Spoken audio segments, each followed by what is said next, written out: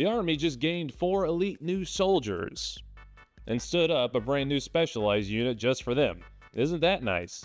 All 4 were sworn in as lieutenant colonels, a rank which typically requires at least 18 to 20 years of service minimum for an officer. But that is not the interesting part of this. The interesting part is that these 4 fresh lieutenant colonels are already high-ranking executives of some of the biggest tech firms in the United States, and they're going to be in charge of a new initiative known as Detachment 201. But what is Detachment 201? Who are these execs turned Army officers? What are they actually going to be doing? And how exactly does the Army take a person from civilian to high-ranking military officer with a single pen stroke? Technocrat the like and subscribe button, and let's talk about it. But real quick, in the last video someone said they hated the paint that was behind me. It's an editing trick. I can also do orange and pink, but I just think this color makes my eyes pop. Also in this video, I'm going to be as objective as I realistically can. One can imagine my own feelings when I had to work for 4 years just to get this rank, and these guys are automatically put at this rank. It's fine. We're going to talk about it. But real quick, I need to talk about today's sponsor, the Sonoran Desert Institute. SDI's online programs cover armor courses, gunsmithing, ballistics, woodworking, finishes, and even sports shooting management, which is mostly telling soccer moms to stop flagging their husbands with their Tiffany blue pistol. Plus, tools and materials are shipped to your door for hands-on practice. It's never been a better time to get an education that you can actually use on the job. You can check out my link here, sdi.edu/Justin-Taylor. Do not forget the hyphen, or just check out the link down in my description. See, that wasn't so bad. Back to the video. So who are these people who got to jump to such a high rank so quickly? Well, on June 13th of 2025, the Army swore in the following persons. Shyam Sankar, Chief Technology Officer for Palantir, a data analytics company. Andrew Bosworth, Chief Technology Officer of Meta, aka Facebook. Kevin Wheel, Chief Product Officer of OpenAI. And Bob McGrew, Advisor at Thinking Machine Labs and former Chief Research Officer for OpenAI. These are the 4 people that make up the entirety of Detachment 201. And the goal of bringing in such high-ranking members of hot tech corporations is to encourage more to want to join up and do the same thing. And I can't blame them. $27 million a year just doesn't go as far as it used to. We've all had to come up with creative ways to make more money these days. I think the best summation of this move is just the title of this article. U.S. Army signs up bands of tech bros with a suitably nerdy name. Detachment 201, by the way, is a reference to the HTTP code 201, which is used to create a resource. There is some major out there somewhere who is totally geeking out that his name actually got approved. However, the only person who probably cares is his Discord girlfriend, who probably looks like this. These 4 will attend a direct commissioning program at Fort Benning, Georgia, where they'll get a rundown on how to march, shoot a rifle, and probably fail the 2-mile run at the end of the PT test. These guys are being brought in the Army Reserve, so they're not going to be active duty. This will not be their full-time job. Naturally, no one is going to give up a Facebook exec salary for an 05 salary with 0 years of service and a BAH paycheck. Now, it's easy to scoff at the idea of just bringing in people, quote-unquote training them for 6 weeks, and commission them as a high-ranking officer. But that's not what I want the focus on here to be on, because that is not an uncommon practice. Quick Army lesson, there are 4 ways you can become a commissioned Army officer. You can go to West Point, would not advise. You can join an ROTC program in your college. You can go through OCS. Or you can direct commission, like these guys are, and we direct commission people all the time. Typically, direct commissions are done in order to lower the barrier of entry to highly specialized individuals. If you look at Army doctors, lawyers, or other important roles that require hella years of skills or schooling, you'll find a lot of them. Back in World War II, the United States performed 104,000 direct commissions for people like engineers, electricians, scientists, that kind of thing. Direct commissions are typically for jobs and people that you want to have a sense of authority in an organization. If you bring in an Army neurosurgeon and slap him with a PFC rank, I promise you bad things will happen. Now, I say all of that, but there is still a very real possibility that one of these guys lets the rank go to their head and they start screaming at fresh lieutenants to do push-ups. But I'm trying to stay somewhat optimistic that that won't happen.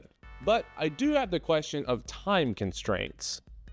Elon went balls deep into the Doge stuff, and it did not go well for him, despite the fact that his position with the executive branch was a leg up for his own business. Typical dudes in the reserves or National Guard are already struggling to balance both a civilian job and their part-time military one. A C-suite executive can't just take 2 weeks off in the summer for their annual training, or support an NTC rotation, or God forbid, deploy. I doubt they'll even be doing their 1 weekend a month army work, and I don't think that I'm overstretching here by saying that. If they have a big deal with their corporation that's going to bring in potentially millions of dollars in sales, I promise you that's going to trump any quote service obligation they might already have going on. So if they're not going to be doing any of the normal army stuff, what is the point of bringing them in the first place? Well, Detachment 201, aka the Executive Innovation Corps, is basically, on paper at least, here to figure out how to more faster get 3 crucial technologies the Army wants, but is struggling to get. And those are augmented reality, cheap, attritable drones, and artificial intelligence. I say that's what they're doing, but I had to figure that out by interpreting the official Army article on the subject, which was really just one long string of buzzwords, which included fuse cutting-edge tech enterprises, rapid and scalable tech solutions to complex problems, supercharging efforts, and everyone's favorite, leaner, smarter, and more lethal. I think the North Korean propaganda lady has a long-lost cousin that went off and got an MBA and now writes articles for the Army website. Andrew Bosworth from Meta specializes in augmented reality and virtual reality. Shyam Sankar from Palantir is working on human-machine integrated formations, aka how to best implement autonomous drones into the Army. Kevin Weil is Chief Product Officer at OpenAI, the ChatGPT company. And Bob McGrew, who started at OpenAI, is now an advisor at Thinking Machine Labs and formerly worked for Palantir. Now, admittedly, these are areas that the US is struggling to adapt, and there are reasons for that. We've spent more money on holding conferences talking about how we need to buy drones than we've actually spent buying said drones. Augmented reality is something that would be a complete game changer for your average grunt. And while we already have similar things for people like fighter pilots, creating a system that works like a heads-up display that's also suitable for extended field conditions and abuse has been a struggle. And in terms of AI, we have made some advancements in it, and there is without a doubt benefits of integrating it into certain areas, but that is also proven to be hard. I've talked about AI quite a bit on this channel, and the 2 big problems that they are trying to fix with Detachment 201 or whatever is the distance between the person building the AI and the grunt who is actually going to be using it, and the fact that if you want to build a new AI model that actually does what you want it to do, it's going to cost you a metric fuck ton of money. Because every major corporation out there is also trying to do the same thing and offering 7-figure salaries to do so. Microsoft, Walmart, and Amazon are not in the business of buying jets and tanks, at least not yet. The Corpo Wars hopefully won't start until I get recalled to the Army and die in the second Taipei counteroffensive. But those 3, and basically every other corporation on Earth right now, is pouring money into augmented reality, AI, and drones. Meaning the DoD is trying to figure out how to fight for that talent without having to resort to a bunch of people who didn't get picked up by Amazon or those other big corporations for a good reason. And the fact that I ever had a secret clearance tells you that the Army is not super great when it comes to talent management. Now, if you go off and read about Detachment 201, you might see some phrases about national service and desires to serve the American people. Let's be very clear here. These 4 corporate bros are not doing this for God and country. They are doing it for investors and boards of directors. Now, allegedly, emphasis on allegedly, the Pentagon is putting, quote, firewalls in place to ensure that there is not a conflict of interest in having these people in uniform. However, I trust the strength of those firewalls less than I trust the strength of single-ply toilet paper after my morning coffee and Zen combo. You literally cannot avoid a conflict of interest by bringing in the guy in charge of Meta's VR office to advise the Army while Meta applies to build VR tech for the Army. This is personal conjecture, but in my opinion, I think the Army has decided that they want this technology so badly that they are willing to accept that in order for them to get this technology as fast as they want it, they're not going to be able to do it through the most ethical of means. It's not Dr. Evil blowing up the Earth level of evil, but it is a pretty greasy way of doing things. So let's just try to be realistic about the situation. What are the pros and cons of going about it this way, and what are the end results that we can expect? First, we'll look at virtual reality / augmented reality / the extended reality. That's a new one. This tech would just be the heads-up display like you have in any video game. Good augmented reality would be an unreal game changer for your average grunt if we can get it right. There are very, very few scenarios that would not benefit from it in one way or another. Situational awareness would be through the roof, with built-in navigational data, locations of friendlies and enemies, built-in night vision, AI computer vision, built-in zoom functions, thermal integration, optional press F to pay respects if your buddy gets pink misted by a DJI drone. The possibilities are truly limitless. That said, so far we've spent a lot of money on it and not gotten a lot to show for it. Now, the majority of Army testing reports on augmented reality look like this. So hard numbers are going to be hard to come by, but we do know they cause motion sickness, were super hot, heavy, and uncomfortable to wear, among other general complaints.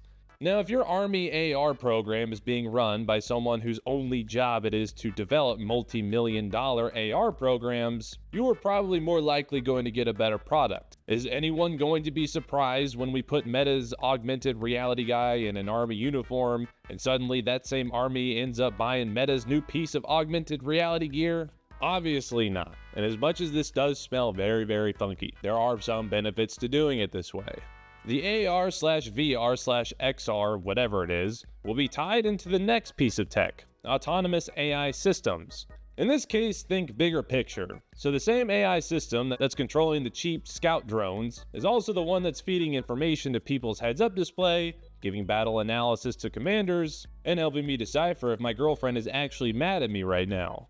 This is called a lattice or a mesh network, basically because it's a bunch of things that are all connected to each other rather than individual discrete nodes all harboring around a central point. I prefer mesh myself because lattice sounds pointy and mesh has a nice rounded connotation that sounds like it would be fun to run my hands across. Do not ask me to explain further. If augmented reality is a first-person shooter heads-up display, a mesh network is your real-time strategy control scheme, with the fog of war setting turned off. In real life, I don't have just this top-down perfect display of what's going on. I don't know where people are, where bad guys are, or have the ability to rapidly move people around and call in fire support once I have enough munition resources and the off-map artillery cooldown is over. But if you can get a good mesh network going, you basically can do all of those things. And finally, all of this will be enhanced with drones. No surprise there. The military is struggling on the drone front. While we keep buying cheap off-the-shelf drones and then patting ourselves on the back for being on the cutting edge of technology, we then stop using the drones after they don't meet the required criteria and repeat ad nauseum. Everyone likes to look at Anduril's drones and think that they are the future, and all we need to do is just buy a ton of those and we're good. The problem is that even the cheapest, most disposable piece of tech that they've come up with, the Bolt M, still costs somewhere between $20,000 and $30,000 per, and that's at scale. That's as cheap as they're really going to get. Ukraine is building FPV suicide drones in people's kitchens for $500 per, and then using them to blow up T-90s. We know how to make good drones, and we know how to make cheap drones, but we don't know how to make cheap good drones, at least good ones that do all the stuff we want them to do. How the argument is supposed to go is that because tech company that make tech stuff is separate from Army people who use tech stuff, the place where they connect, I believe my consultant friends call this the synergy point, has a lot of friction. Friction costs a lot of time and money, so if you have someone who is there to eliminate said friction, that should save us both time and money. Theoretically. I've said it many times on this channel, but new military tech is expensive and risky for a business to develop. If I'm the meta VR person and I hear the Army wants a new technology, I'm only going to put money into developing it if I think there's a good chance it's going to pay off. For the companies that now have some C-suite executives in uniform, this is essentially an unspoken guarantee that any money they invest into systems for the Army will make them a lot of money. And that kind of stability, unfortunately for the ethics guys, does lead to better things in the long term, sometimes if done correctly. Building out a tactical augmented reality headset is going to be really hard and expensive. It's not just a simple adaptation of something we have already off the shelf. But having someone in bed with both the Army and the VR tech resources, in theory again, should make it easier to build something better than what we're using now. Keep in mind, I'm not here reporting if this is the ethical way of doing things. That is for you to come up with, and then take that opinion and fucking throw it in the trash, because none of these parties involved actually care about what you or I think. But I care what you think, and that's what the comment section is for. On paper, direct commissioning these guys into the Army is supposed to, quote, bridge the gap, and have someone who can, quote, speak both languages, as they say. Which is a fair thing to say. The military is essentially a cult with its own language. The problem is that just because you put someone in uniform doesn't mean they automatically speak said language. That would be like fast-tracking a dual Mexican citizenship for myself and then taking on a job as a translator. I can tell you that I like going to the library con mis amigos, but that's all you're getting out of me. Speaking the language isn't as literal as just knowing what military acronyms mean. It's knowing that the second I hand a fancy new piece of gear to a private, he's going to break it, lose it, try to sell it, and or get it pregnant. Just because you wear camo doesn't mean you know what troops need. When you have the CEO of Anduril saying that they're wanting to turn our troops into technomancers with augmented reality, I think that might be our sign to take a step back and really think about what we're doing here. Allegedly, these new lieutenant colonels are allowed to do most, if not all, of their Army time remotely, which makes me wonder even more what the point of putting them in uniform is in the first place. Unless they just really want to put on a pair of boots to sit in front of their computer at their own house. When I decided to start writing on this topic, when I started seeing the headlines pop up, I figured that as I was researching this, I would come to some better understanding as to why these guys were brought in uniform and not just as consultants. Why give them the rank of lieutenant colonel? Why even swear them in at all? I might be entering tinfoil hat territory real quick, so just bear with me. The biggest benefit of putting those guys in uniform, rather than just hiring them on as consultants, is that we have the option of activating them just like we do any other reservist. The only other time that the United States brings in these kinds of people for direct commissions that aren't like lawyers or doctors has been during wartime. It very well could be that the Army is willing to give up a bit of its ethics to help get technology faster, if it means that they have the metaphorical insurance policy of turning these guys loose in case World War III breaks out and we have to flip our industrial base overnight. I say all of that because I literally cannot fathom why they would want to join the reserves unless they were really way dorkier and actually thought it was cool just to wear an Army uniform and then not actually do any Army stuff. I don't know, maybe I'm giving them too much credit. Maybe they do actually think that just wearing the uniform is cool, but I'm very interested to hear what your ideas are down in the comment section. And on that note, thank you for watching. I hope you enjoyed the video. Please subscribe, and I will see you in the next one.